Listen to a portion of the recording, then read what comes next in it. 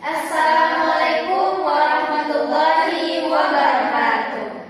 Bismillahirrahmanirrahim. Perkenalkan, kami dari kelompok 8 yang beranggotakan saya Nadia Putri Pratama dengan NIM 2304267 sebagai moderator. Saya Suci Rahmana Fitri dengan NIM 2304222 sebagai pemateri. Saya Melisa Putri dengan NIM 2304260 sebagai pemateri. Dan saya Syafrina Salna NIM 2304225 sebagai pemateri. Baik, kami dari kelompok 8 izin mempresentasikan hasil karya kami yang berjudul tentang landscape kekuatan dalam organisasi. Baik, kenapa kami mengambil judul landscape kekuatan organisasi? Karena landscape kekuatan organisasi ini mengacu pada gambaran atau analisis tentang kekuatan-kekuatan dalam suatu organisasi. Kekuatan ini terdiri dari kekuatan internal dan eksternal dari suatu organisasi. Di sini kami akan membahas tentang kekuatan dalam organisasi, cara-cara memperoleh kekuatan dalam organisasi, reaksi terhadap perolehan dan penggunaan kekuatan dalam organisasi, pengaruh kekuatan terhadap perilaku organisasi, serta kekuatan jaringan dan kolaborasi dalam organisasi, dan terakhir kekuatan manusia dan tim dalam kepemimpinan dalam suatu organisasi. Baik, untuk materi pertama akan saya bacakan. Oke, di sini kita membahas tentang kekuatan dalam organisasi. Nah, konsep kekuatan itu pada dasarnya itu sejalan dengan literatur Indonesia, merujuk pada kapasitas individu atau kelompok untuk mempengaruhi orang lain, membuat mereka bertindak sesuai dengan keinginan pihak yang memiliki kekuatan yang lebih besar.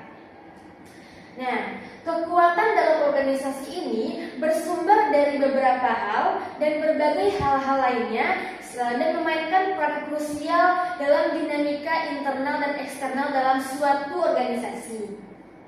Oke. Kekuatan dalam organisasi adalah faktor internal positif yang memberikan kemampuan dan keuntungan kompetitif bagi suatu organisasi dalam membantu pencapaian tujuan dalam suatu organisasi. Nah, biasanya organisasi yang memiliki kekuatan yang kuat akan cepat mencapai suatu tujuan yang ditetapkan. Tujuan organisasi ini mencakup sumber daya, kompetensi, keunggulan, dan kemampuan yang dimiliki organisasi yang membedakannya dari pesaing dan memungkinkan mereka untuk bersaing dengan lebih baik dengan memiliki tujuan dan kekuatan yang jelas. Oke, selanjutnya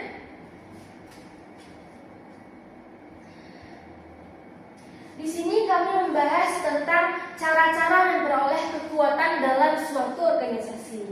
Nah, dalam suatu organisasi untuk memperoleh kekuatan itu tidak serta-merta dengan mudah untuk mendapatkannya. Langkah-langkahnya pertama itu memiliki jabatan dan hierarki. Nah, struktur organisasi yang formal memberikan kekuatan kepada individu berdasarkan posisi mereka untuk mendapatkan kekuatan. Biasanya orang yang memiliki jabatan yang tinggi dan kekuatan di dalam organisasi yang tinggi memungkinkan mereka memiliki kekuatan yang besar dalam pencapaian tujuan suatu organisasi. Kedua yaitu koneksi dan jaringan. Individu yang memiliki jaringan dan koneksi yang luas terhadap dunia luar dan lingkungan dalam organisasi berpengaruh terhadap pencapaian kekuatan dalam organisasi. Pembentukan koalisi informal berdasarkan kesamaan kepentingan juga menjadi cara untuk meningkatkan kekuatan dalam suatu organisasi. Yang ketiga yaitu keahlian dan pengalaman yang dimiliki seseorang. Jadi individu yang diakui memiliki keahlian dan kekuatan yang besar atau pengetahuan yang lebih mendalam tentang suatu organisasi biasanya itu memiliki kekuatan yang cukup kuat dalam suatu organisasi karena mereka merupakan seorang yang ahli pada bidangnya dan mempercepat pencapaian tujuan suatu organisasi. Selanjutnya yaitu kontrol dan sumber daya. Kemampuan untuk mengontrol sumber daya, individu, informasi dalam suatu organisasi memungkinkan seorang itu memiliki kekuatan yang kuat dalam suatu organisasi. Individu atau departemen yang memegang kendali atas sumber daya krusial dapat mempengaruhi keputusan dan perilaku dalam suatu organisasi.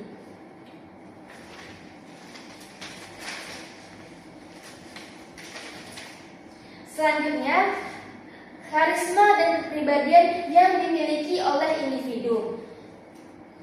Individu dengan kepribadian yang menarik, kemampuan berkomunikasi yang efektif, dan integritas yang kuat dapat membangun pengikut suatu organisasi untuk membangun kekuatan suatu organisasi. Faktor karismatik ini seringkali sangat berpengaruh dalam konteks kepemimpinan dalam suatu organisasi.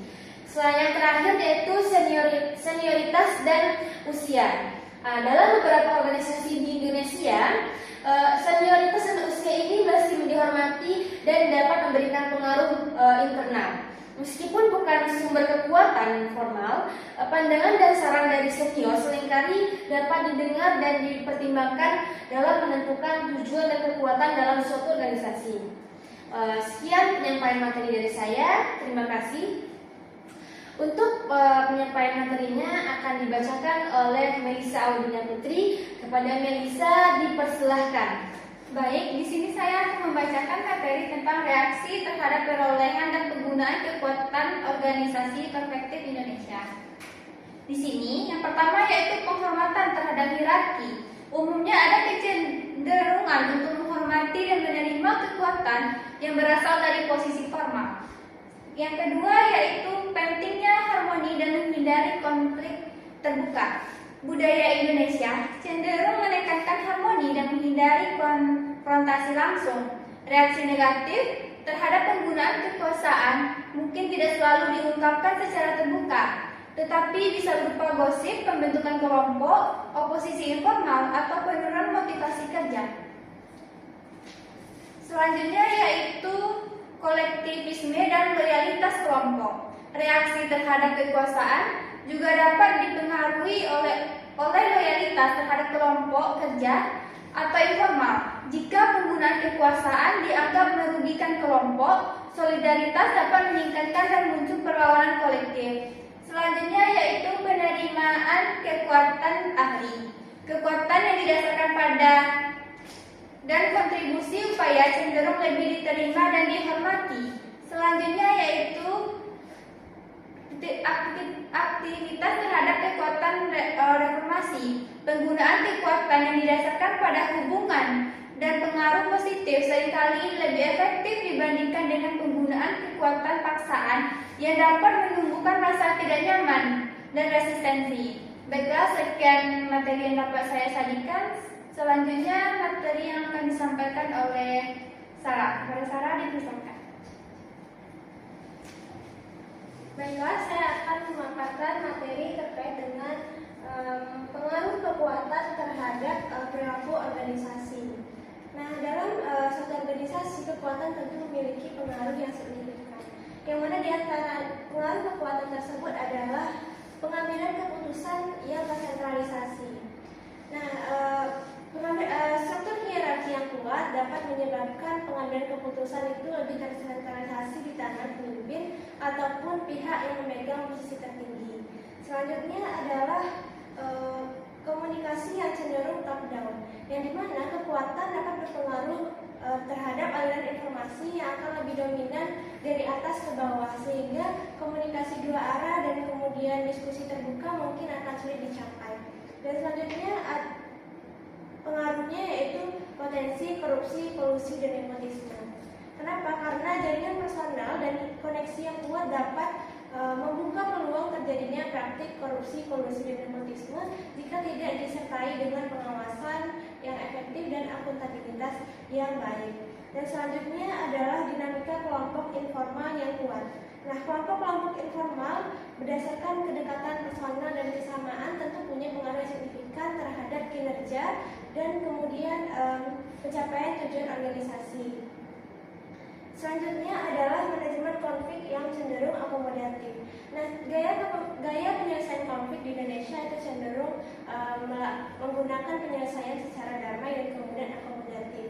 Nah, ini tentu berdampak positif karena dapat menghindari yang namanya konfrontasi langsung. Dan yang terakhir yaitu perubahan organisasi yang membutuhkan pemimpin yang mendukung. Nah, dalam implementasi perubahan organisasi,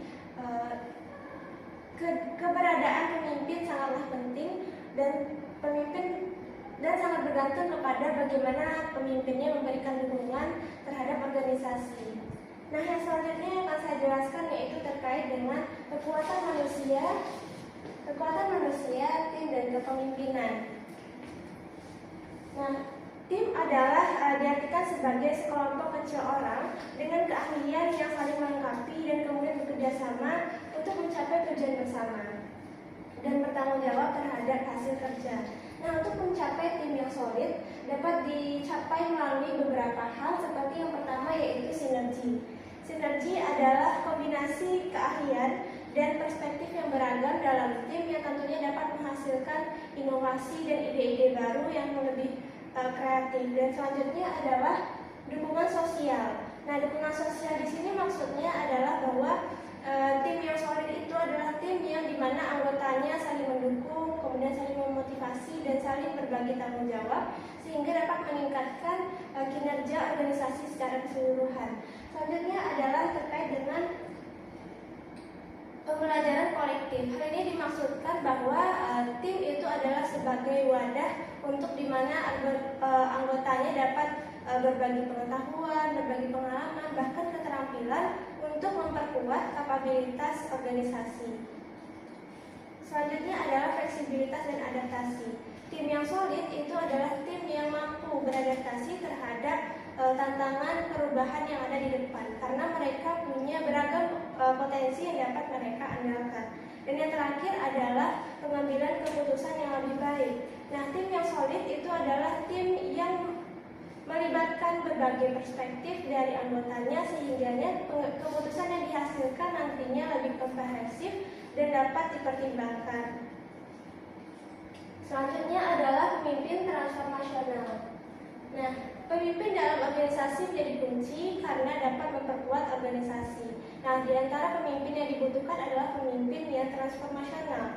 Nah, untuk pemimpin transformasional itu memberdayakan anggota timnya dengan melalui beberapa hal seperti yang pertama visi yang menginspirasi. Nah, pemimpin transformasional adalah pemimpin yang mampu merumuskan kemudian mengkomunikasikan visinya dengan jelas, menarik dan dapat meningkatkan antusiasme dari anggotanya. Dan yang kedua adalah stimulasi intelektual. Pemimpin transformasional adalah pemimpin yang mampu mendorong anggotanya untuk dapat lebih berpikir kritis, kemudian mampu inovatif dan mencari solusi-solusi baru terhadap masalah yang ada. Dan yang ketiga adalah pertimbangan individual. Pertimbangan individual ini dimaksudkan bahwa pemimpin transformasional itu adalah pemimpin yang memberikan perhatian dan dukungan individual pada setiap anggota organisasi. Ia memahami kebutuhan dan potensi anggotanya dan memberikan umpan balik secara konstruktif. Dan yang terakhir adalah pengaruh ideal atau karisma. Nah, pemimpin transformasional akan menjadi panutan, kemudian menjadi pemimpin yang dihormati dan dipercaya oleh anggotanya, sehingga berdampak kepada rasa bangga yang dirasakan oleh anggota dan meningkatkan loyalitas dari anggota. Sekian yang dapat saya paparkan, saya kembalikan kepada moderator. Terima kasih kepada Syafirina Salna atas penyampaian materinya. Untuk materi selanjutnya akan disampaikan oleh Suci Rahmana Fitri. Kepada Suci dipersilahkan. Baiklah teman-teman, di sini saya akan memaparkan materi tentang kekuatan jaringan dan kolaborasi.